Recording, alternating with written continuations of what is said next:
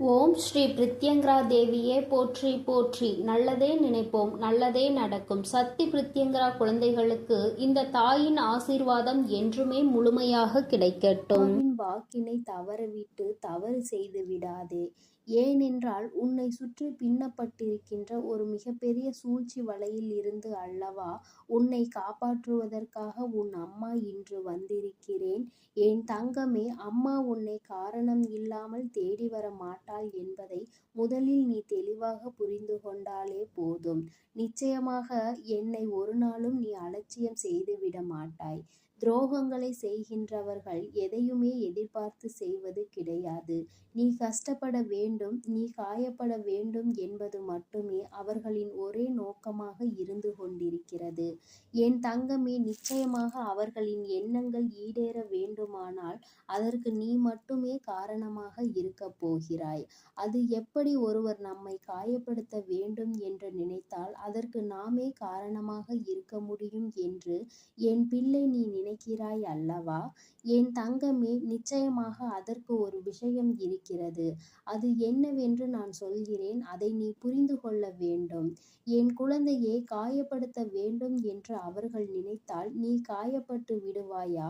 அவர்கள் செய்கின்ற விஷயங்கள் எல்லாவற்றையும் நீ எப்பொழுதும் உன்னுடைய மனதிற்கு எடுத்து செல்கிறாயோ அப்பொழுதுதான் கஷ்டம் உன்னை துரத்தி கொண்டு வரும் என்பதை நீ புரிந்து கொள். என் தங்கமே, வாழ்க்கை நீ என்னதான் நினைத்தாலும் அது வேறு திசையில்தான் உன்னை இழுத்து கொண்டு செல்கின்றது அல்லவா? துரோகங்களை செய்கிறவர்கள் உன்னை சுற்றி எப்பொழுதுமே அவர்கள் உன்னை எப்பொழுதுமே கண்காணித்து கொண்டே இருப்பது போன்ற ஒரு உணர்வை உனக்குள் ஏற்படுத்தி கொண்டுதான் இருக்கின்றார்கள். அவர்கள் நினைக்கலாம், நான் இவர்களை பார்த்தாலே இவர்கள் நம்மை பார்த்து பயந்து ஓடிவிடுவார்கள் என்று. ஆனால் நீ என்னுடைய பிள்ளை அல்லவா? இந்த வராகியினுடைய குழந்தை அல்லவா?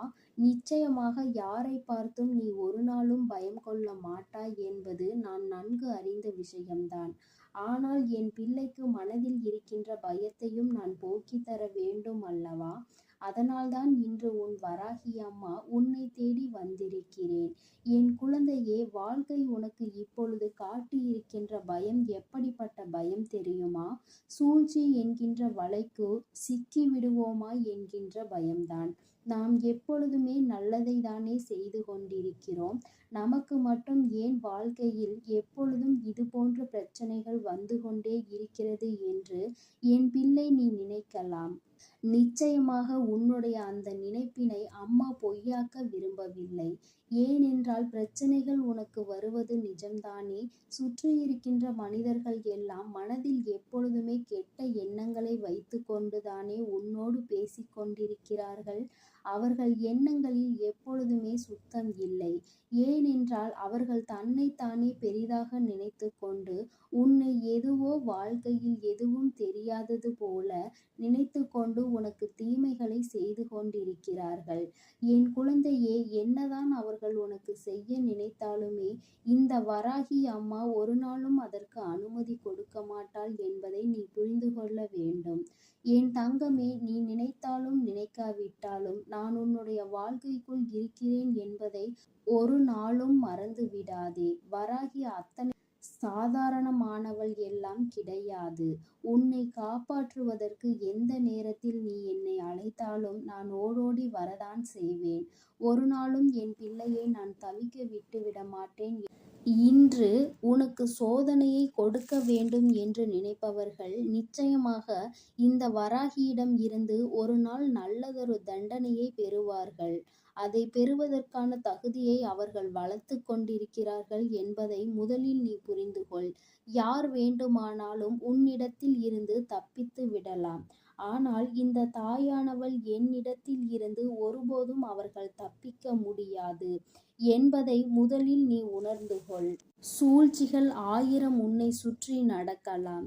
என் தங்கமே, எப்பொழுதெல்லாம் உன் மனதிற்குள் கலக்கம் ஏற்படுகிறதோ அப்பொழுதெல்லாம் நீ ஒன்றை மட்டும் செய்துவிடு, குலதெய்வத்தை வணங்கு. என் தங்கமே, உன்னுடைய இல்லத்தில் இருக்கின்ற குலதெய்வத்திற்கு ஒரு மஞ்சள் துணியில் 1 ரூபாயோ அல்லது 11 ரூபாயோ உன்னால் முடிந்த காணிக்கையை உன்னால் எத்தனை ரூபாயை முடிந்து வைக்க முடியும் முடியுமோ அதை முடிந்து உன்னுடைய குலதெய்வத்தை மனதார வழிபட்டு அவர்களை நினைத்து கொண்டு உன்னுடைய பூஜை அறையில் வைத்து விடு.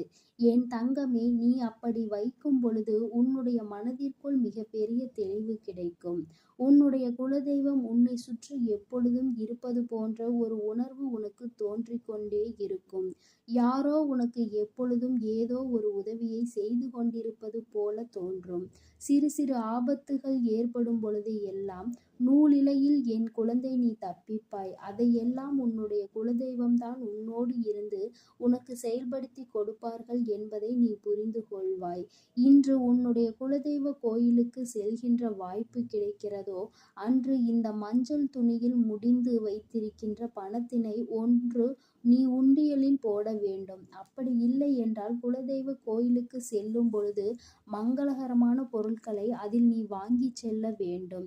என் தங்கமே, பொதுவாக குலதெய்வ கோயிலுக்கு செல்லும் பொழுது நீ எடுத்து செல்கின்ற எந்த ஒரு பொருளாக இருந்தாலும் நீ ஏற்கனவே வாங்கி உன்னுடைய இல்லத்தில் வைத்துதான் எடுத்து செல்ல வேண்டும்.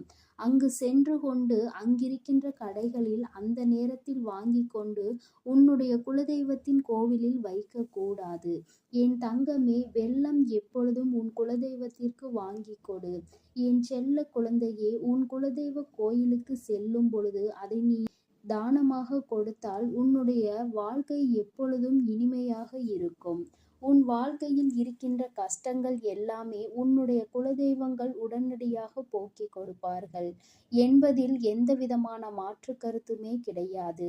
என் தங்கமே, இப்பொழுது அம்மா சொன்னதற்கு காரணம் என்ன தெரியுமா?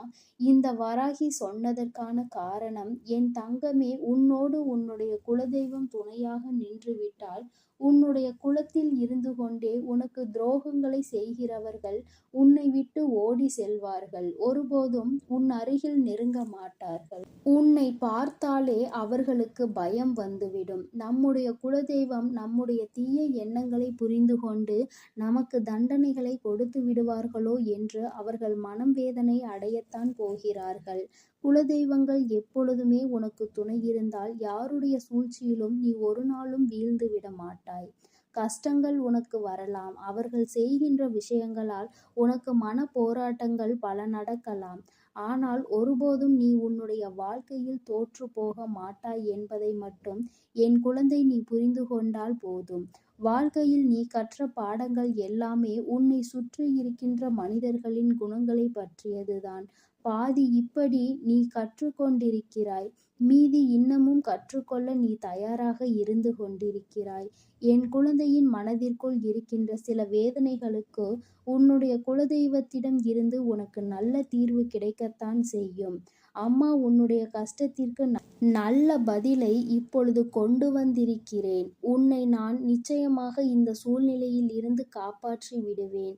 என்னோடு உன்னுடைய குலதெய்வமும் உனக்கு துணையாக நின்று கொண்டிருக்கிறார்கள் என்னும் பொழுது நிச்சயமாக உன்னுடைய மனதிற்குள் மிகப்பெரிய தெளிவு பிறந்திருக்கும் அல்லவா? யாராலும் உன்னை எதுவும் செய்துவிட முடியாது என்ற எண்ணம் உனக்குள் வந்திருக்கும் அல்லவா? என் தங்கமே, இந்த எண்ணங்களை தான் அம்மா எப்பொழுதும் உன்னிடத்தில் இருந்து எதிர்பார்த்து கொண்டிருக்கிறேன். என் குழந்தையே, எப்பேற்பட்ட சூழ்நிலையிலும் மனம் துவண்டு விடக்கூடாது. சூழ்ச்சிகளை செய்வதற்காக தானே உறவினர்கள் என்றும் இருக்கிறார்கள். சூழ்ச்சிகளை உனக்கு எப்பொழுது கொடுக்க வேண்டும் என்று தானே அவர்கள் காத்து கொண்டிருக்கிறார்கள். அப்படி இருக்கும் பொழுது நீ அவர்களை நினைத்து வேதனைப்படாமல் தெய்வங்களை உன்னுடைய கைக்குள் நீ போட்டு வைத்துக்கொள். ஏனென்றால் நீ தெய்வத்தின் மீது நம்பிக்கை வைத்து உண்மையான அன்பு வைத்து அவர்களின் பாதமே கதி என்று சரணடைந்து கிடப்பாயானால் அவர்கள் உன்னை விட்டு வேறு எங்கும் செல்ல மாட்டார்கள் என்பதை என் குழந்தை நீ புரிந்து கொண்டால் போதும். எப்பொழுதுமே குலதெய்வத்தினுடைய புகைப்படம் இருந்தால் உன் இல்லத்தில் வைத்து நீ தினமும் பூஜித்து வரலாம். அடிக்கடி செல்ல முடியாதவர்கள், குலதெய்வ கோயிலில் தூரமாக இருப்பவர்கள் இதுபோன்று செய்து கொள்ளலாம். அருகில் இருப்பவர்கள் நினைத்த நேரத்தில் உன்னுடைய மனதிற்கு எப்பொழுதெல்லாம் ஏதோ ஒரு வேதனை வந்தது போல தோன்றுகிறதோ அந்த நேரத்தில் எல்லாம் நீ அதனை செய்து உன்னுடைய வாழ்க்கையில் நல்ல பலன்களை அடையலாம். அவர்களை வணங்க வேண்டும் என்று நினைத்தால் அவர்கள் உன்னை ஆசீர்வதிக்க வந்து விடுவார்கள். உன்னுடைய இல்லத்தில் நிலைவாசலுக்கு நீ பூஜைகளை செய்யும் பொழுது தீப தூப ஆராதனைகளை நிச்சயமாக காட்டு. ஏனென்றால் அவர்கள் தங்கி இருக்கின்ற இடம் அல்லவா அது. நிச்சயமாக அவை உனக்கு வாழ்க்கையில் நல்லதை செய்து கொடுக்க அங்கே காத்து கொண்டிருக்கிறார்கள் என்பதை மட்டும் நீ ஒரு நாளும் மறந்து விடாதே. என் அன்பு குழந்தையே, இந்த வராகி அம்மாவினுடைய ஆசீர்வாதங்களும் என் அன்பு குழந்தைக்கு இந்த சக்தி பிரித்யங்கராவின் அன்பும் ஆசீர்வாதமும் முழுவதுமாக கிடைக்கும். ஓம் ஸ்ரீ பிரித்யங்கரா தேவியே போற்றி போற்றி. ஓம் ஸ்ரீ பிரித்யங்கரா தேவியே போற்றி போற்றி.